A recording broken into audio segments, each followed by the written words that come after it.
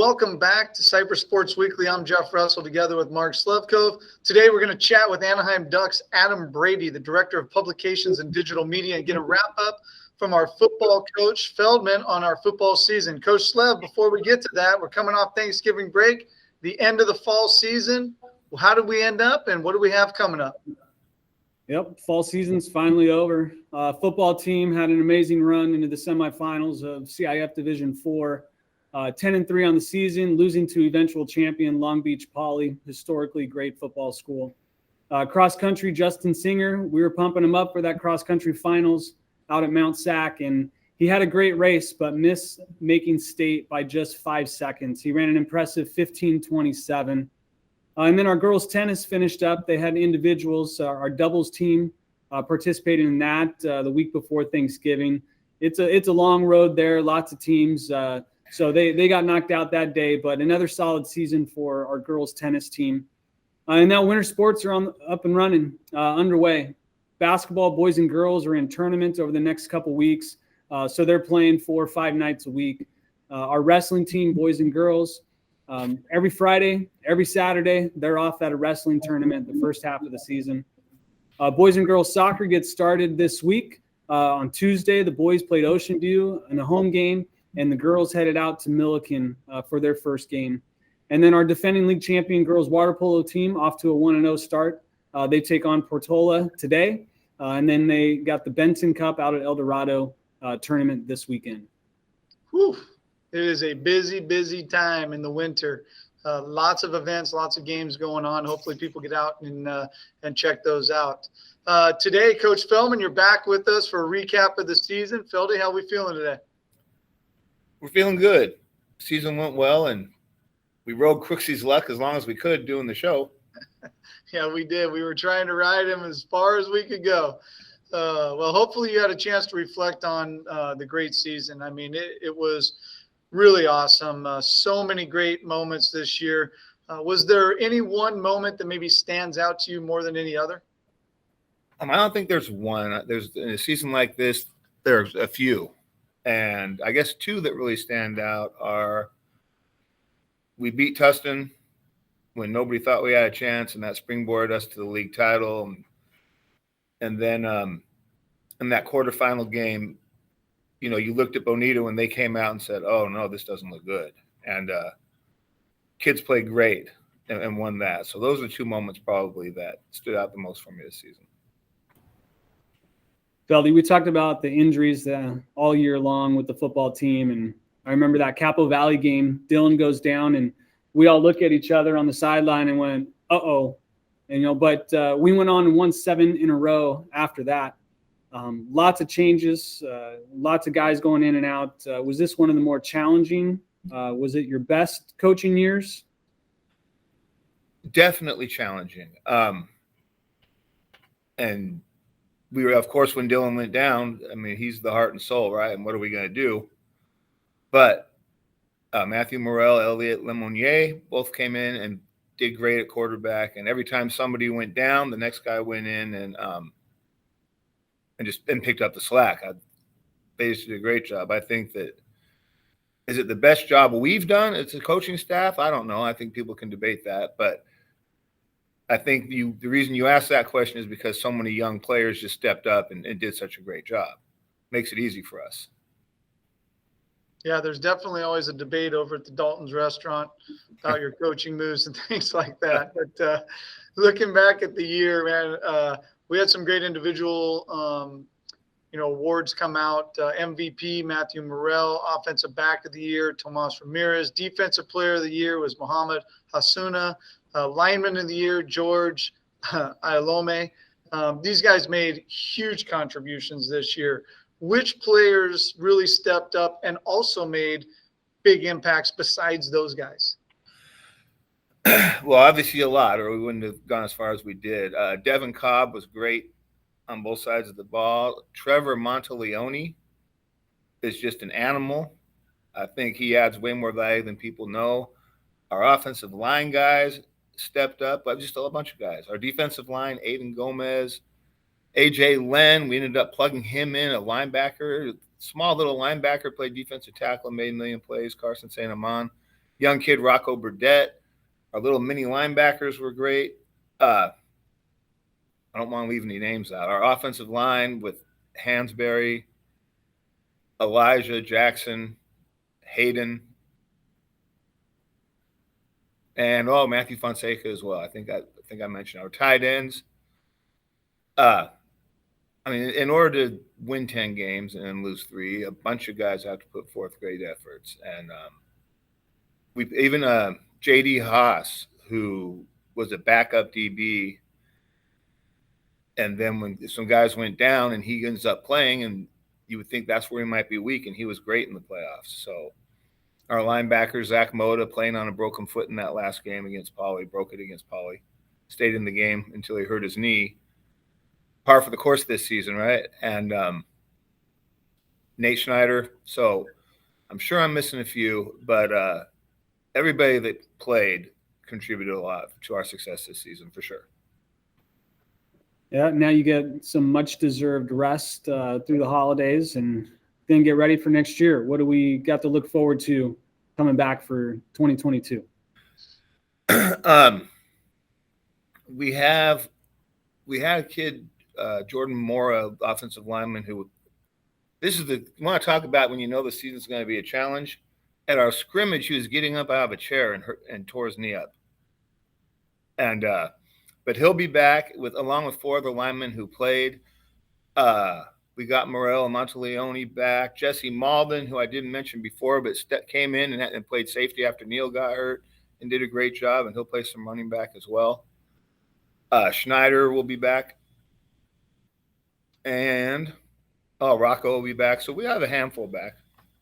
A lot of great senior leadership that we're missing out on. And really want to mention one more time, Dylan Eldridge didn't really get a fair shot this year, right? He got to play 4.5 games, but threw 18 touchdowns and only 3 interceptions and like 1,400 yards, and was the league MVP last year. I want to make sure that I give him some props because, as we know, when someone goes down, everybody feels bad for a couple of weeks, but then we're on our own thing again, right?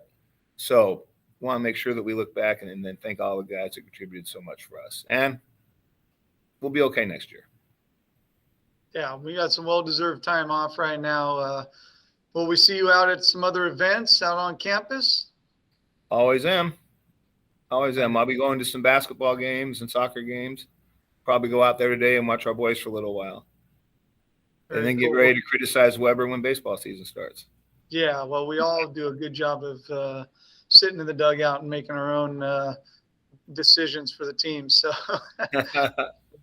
well, Coach, again, well done this year. It was really an awesome year. We had a lot of fun watching you guys and taking a part in all of your successes. Great season. Again, look forward to seeing this continue in the years to come, and look forward to seeing you out there. Thanks, guys. I appreciate it. Well, thanks again to Coach Feldmen for joining us today. We also welcome our special guest, Adam Brady from the Anaheim Ducks organization. Thanks for being here, Adam. Good to be here, guys. Thank you. Adam, you worked at Fresno State as a sports information assistant, the Northern California Golf Association as the director of communications, and you've been the director of publications and digital comment for the Ducks since 2005.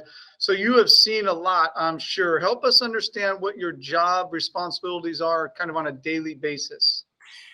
Yeah, I mean, with the Ducks, I have a longish title, but the publications side is I oversee all of the actual on paper publications that the Ducks do. And namely, that's the game program that we hand out free to fans at every game that has a lot of content in there. And then that included in that is we do a team yearbook and any other publications we do. I've done a few books over the years for the team, especially surrounding our 25th anniversary a few years ago, which was a really rewarding part of the publication side. On the digital content side, that's kind of the more day-to-day, hour-to-hour, minute-to-minute side of my job. But that includes overseeing our website, social media, mobile app, what have you. So that's the part that's probably takes up most of the time as far as overseeing that aspect of it. It's pretty cool. You got some long-term projects and then the day-to-day, minute-to-minute stuff really with social media. Right. What's the most challenging part of doing all that? And do you have a favorite part? Yeah, I'll start with the favorite part. The favorite part is the ability to be creative and try different things, and also on the social media side is being able to interact directly with our fans. And that's been going really, really great this season because the team has been playing fairly well. But that also kind of segues into the most challenging side is when the team is struggling and you're a little more hesitant to have fun on social media when the team's lost a few in a row and the fans are discouraged and what have you. So that's kind of the positive and negative of the job is having that close contact with our fans and immediate real-time contact with our fans, especially during a game or during a big event or something like that. So our team admittedly has had a couple of down seasons the last couple of seasons, and that's made it really a challenge to be creative and do different things with social media. And now this year, when we've been winning a few games, we have a young, exciting team to watch. It's been really, really fun, and we've been able to try some new things, and the fan interaction and the fan engagement has been great on a lot of those new things. So that's kind of both sides of it. Yeah, very cool. It has been really exciting this year. I've loved watching the team so far. Social media is so big now, and you touched a little bit on it, but how has it changed over the years since you've been doing this job since 2005? How has it changed over years, and has it been mostly for the good? Yeah, mostly for the good. I mean, that's the other exciting part of it, that it has changed over the years. I mean, I think when I first started doing the social media side of this job, there was a lot of Facebook. Twitter sort of came along and started to grow. Instagram wasn't as big a thing for sports teams as it is now. If you had asked me in 2008 or whatever it was about our impact on TikTok, I'd have had no idea what you're talking about. But now TikTok's a big thing, and the guys who work for me have gotten pretty creative on doing some new things on TikTok that they normally wouldn't do on the other platforms. So yeah, it's mostly for the good. Yes, there's certain negatives in social media, and I could go on for hours about the big picture of the positives and negatives of social media in sports, pop culture, politics, what have you. But like the positive of it is over the past several years, our following has grown. On all of those platforms. And the biggest thing that we focus on is not necessarily just the followers, but the engagement that we get with those followers. And so I like to think that, more so than, as much a great work as our media relations people and our community relations and our broadcasting and everything else, we have the most direct impact with the largest and immediate impact with the largest audience of Ducks fans and hockey fans and sports fans than any other area of our organization. And so that's an exciting part of it too, is to be able to reach them through all the different social media platforms in one way or another. Adam, when it comes to the players themselves, does the Ducks organization have guidelines or expectations or social media meetings with the players? Are they directed in any way? Yeah. The most I'd say official meetings that we have with the players are with our younger guys, our prospects. Every year during what we call rookie camp, which is all of the young prospects, we have a session of media training, which over the past several years has included a session of social media training.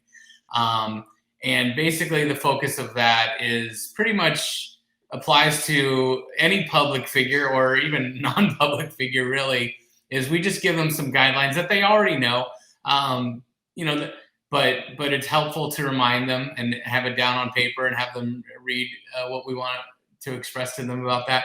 The funny thing is, this season, I'm talking to some prospects that are like 19, 20 years old, and they've, unlike me, have grown up on social media. So it's been a part of their lives probably as long as they can remember.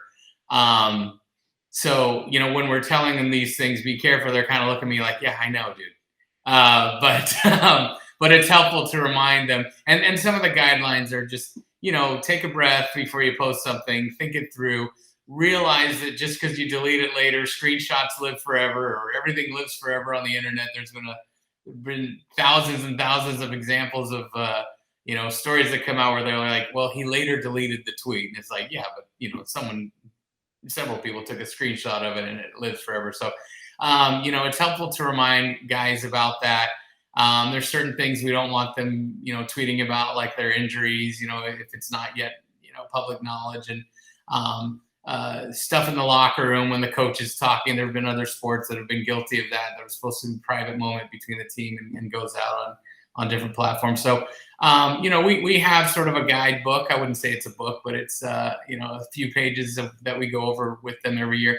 For the veteran guys, not necessarily. It'd probably be on a case-by-case basis with some of the older guys, like, hey, I don't know that went over well because this is a totally made-up example, but, you were drinking a Coke in that shot, and we're an RC Cola team, so maybe that type of thing didn't happen. But that's the type of thing that we have to think about, whether there's partners that we might be publicizing some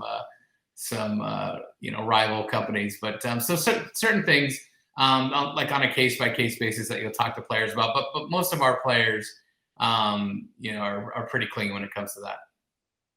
Yeah, you touched on the young guys, and Ducks have a few: Trevor Zegras, Jamie Drysdale, Mason McTavish, who my daughter's favorite player, who just got sent down. Yeah, I know. Sorry about that. Sorry to hear.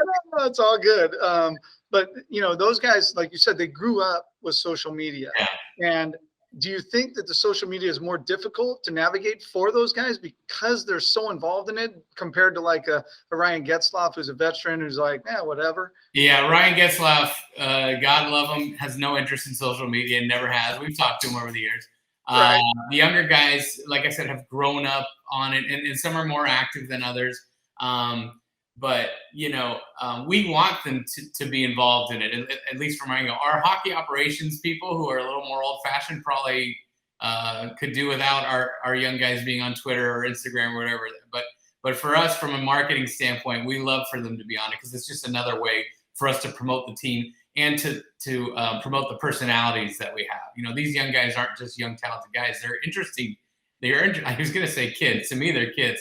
They're interesting human beings that have senses of humor, and we want to expose that as much as possible and have them get on social media. So we have different tools that we use to try to get our provide content to our players and give them photos of themselves and video highlights of themselves, and we encourage them to do that. But yeah, you do have to be careful. I think the average public figure or athlete is tentative about things, and maybe they should be in a certain respect. We don't want that to keep them from posting, but we would love for them to check with us and go, do you think this is cool to post? And we'd be like, absolutely. Or maybe your coach might not like that one. So yeah, we definitely encourage them to do it. We understand the trepidation on certain things and fan reaction to certain things, but we want them to be involved as much as possible in it. Yeah, I'm sure you have thousands of general managers on social media, like Jeff Stoddard. When you send a player down, right. They let you know about it. Right. Yeah. You know what? With the McTavish one, pleasant surprise on that one. Even he was a really popular player, but the fan reaction sort of surprised me a little bit in that the fan reaction, maybe not from your daughter, Jeff, but the fan reaction was generally, that's a good move. Let him develop. This is a young team that is somewhat in rebuilding mode, although we've won more than we probably thought we would this season. And we're, but a lot of the reaction for him in particular was smart move. Let him, we don't want him to burn off a year of his contract. So let him develop down there and then come back and just be a better player, maybe at this point next year. Yeah, for sure. Before the players get the guidelines from the Ducks and before they're part of the Ducks organization, does their social media pass to their accounts? Do the Ducks go through them before players drafted? Yeah, we probably, if we had more personnel, we could probably do a better job of that. As far as before we draft them, that's on the hockey operations side. Like, we're not really necessarily aware, but there are, like, for example, the good news and bad news of having a bad season last year is we did have a very, very high draft pick this past draft. And so we were kind of able to focus on like a group of prospects, that would potentially be drafted since we did have the number 3 pick. And there are people that will go through and look and see if there's anything in their past. You can only go back so far on so many guys, but that is something. And really that is also the job of these players' agents or management or whoever's handling them, is to go back and go, I know you were 15 when you sent that tweet, but that's not going to go over well. Maybe go back and delete that. I know I said earlier that deleted tweets live forever, but the ones that are sent out when the person wasn't a public figure may be okay to go back and delete, and nobody will notice them. But yeah, that mostly falls on the representation of each of these individual players as they go into a draft or prospect camp or something like that. So knowing all of that, at a high school like we are, with athletics and kids who are excited about social media, what, in your experience, would be the advice that you would give to high school athletes in regards to social media? Yeah, I think it's pretty much the same as the advice we give to the 19 and 20-year-olds, is to just, it's hard to tell a 15-year-old kid, take a breath before you make this decision, but I'm sure there's a lot of parents around the country that have given that advice, not related to social media. But that's the biggest piece of advice, is just realize, when you're shouting something out, you're shouting it out to potentially hundreds of thousands of people, and it's not necessarily in a bubble when it's on social media. It's not just seen by your friends. You got to be careful about what you say, about the words you use, about the images you use, about video that maybe some people might not want getting out, private moments and what have you. And just, it bears repeating that, the internet lives forever, and I've been guilty in my personal life of sending texts maybe that I didn't, I should have maybe sat for a minute before I sent it, or, I guess, and that applies to social media as well. It really helps to take a breath, give it some thought. The copy editor in me says, read it over twice before you send it out to make sure there's no errors in it. I'm sure your average 15-year-old doesn't care about the typos, but maybe reading it over again will, as you're hearing it in your head, have you say, should I send that out? Because that may not be something I want, when I'm 22, 23 years old, to be in my past. So that's the biggest advice. The other thing is, I don't mean to be negative about it. Have fun with it. Social media is supposed to be fun. It is taken on some of it has taken on kind of a toxic tone over the past several years for one reason or another. But it's supposed to be fun, and it's supposed to be a way to show your personality and show what kind of life you're leading and, the fun that you're having in life. So clearly, the advice is have fun with it, but just be careful, like riding a skateboard. Good analogy. I like that. Okay. So this time we got some rapid fire questions for you. Hopefully they don't get you in any trouble. They're supposed to be fun as well. Not a lot of time to think, just kind of what comes to the top of your head, and we'll go from there. How's that This sound? is the opposite of the advice I just gave, but yeah, we'll give it a shot. Who's your favorite player to work with?